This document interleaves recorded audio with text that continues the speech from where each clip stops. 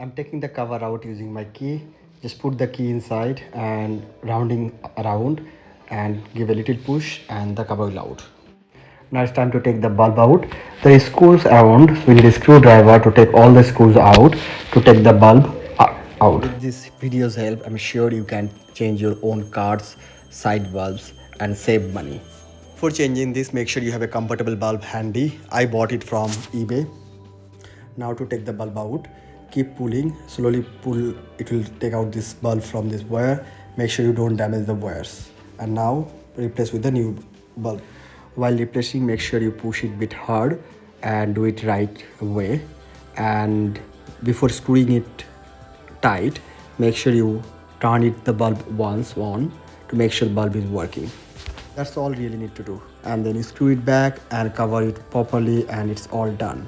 The easy and short to do this job by yourself.